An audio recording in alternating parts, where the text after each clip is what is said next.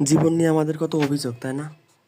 অথচ হসপিটালে গেলে বোঝা যায় যে মানুষ একটি মুহূর্ত পৃথিবীতে থাকার জন্য মানুষের কত আর্তনাদ। মানুষ অথচ আমরা আমাদের জীবন নিয়ে কত চিন্তিত, তাই না? যে এটা কেন হলো না, এটা কেন হবে না, বা এটা কেন পেলাম না। তো কী অবস্থা, সবার কেমন আছেন? আজকে গিয়েছিলাম ফরিদপুর সদর হসপিটালে। আমার ছোটো ভাই সকালবেলা হঠাৎ করে অসুস্থ হয়ে পড়ে, যার জন্য তাকে নিয়ে ফরিদপুর বঙ্গবন্ধু মেডিকেল বলেন আর 500 বেড বলেন, সেখানে ভর্তি করে আমি বাসায় আসছিলাম। তারপর আমি তাকে দেখতে যাচ্ছিলাম, একটা রিক্সা নিয়ে আমি বের হলাম তাকে দেখার জন্য। তার সাথে একটি ছেলেকে বসিয়ে দিয়ে এসেছিলাম। আর আমি বাসায় এসেছিলাম গোসল করার জন্য। তারপর আমি রিক্সা থেকে নেমে রিক্সাওয়ালা মামার প্রাপ্য ভাড়াটা তাকে বুঝিয়ে দিয়ে তারপর এপাশে যে গেটটা ছিল, পকেট গেট যেটা ছিল, সেটা দিয়ে আমি ঢুকে পড়লাম মেডিকেলের ভিতরে। এবং মেডিকেলের ভিতরে ঢুকতেই প্রথমত যেটি চোখে পড়ে সেটি হলো অ্যাম্বুলেন্সের সারি। আসলে সত্যি কথা বলতে এই অ্যাম্বুলেন্সের যে সাউন্ড, যে শব্দটা করে, এই শব্দটা শুনলেই মনের ভিতরে অজান্তে কেন জানি মনটা অনেক দুঃখ ও ভারাক্রান্ত হয়ে পড়ে। অ্যাম্বুলেন্সের এই শব্দটা আসলেই মনটাকে অনেক বিস্মিত করে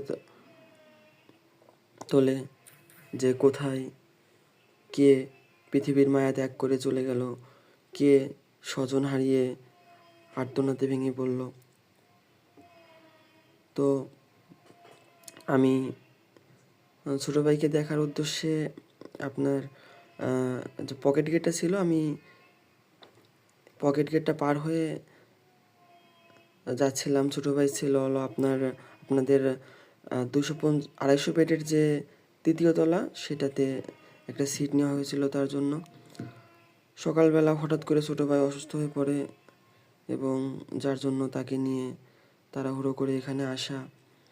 তো আসার পর ডক্টর তাকে দেখলো, দেখার পরে তাকে একটি সিট দিয়ে তাকে সিটে অ্যাডমিট করলো।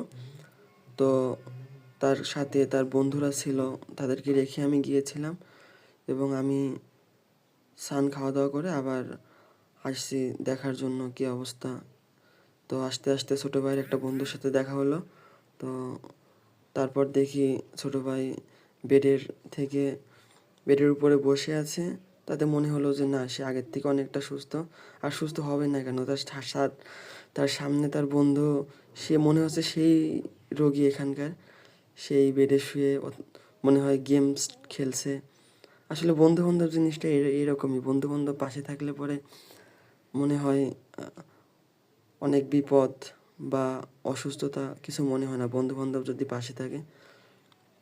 আসলে প্রকৃত বন্ধুই বন্ধুর পাশে থাকে, যেটা বুঝলাম। তার সাথে তার অসুস্থতার খবর পেয়ে তার অনেকগুলো বন্ধু ছুটে এসেছে, পাশাপাশি আমি তো ছিলাম। যাই হোক, ছোটো ভাইয়ের কালকে পরীক্ষা ছিল, সে নার্সিংয়ের স্টুডেন্ট।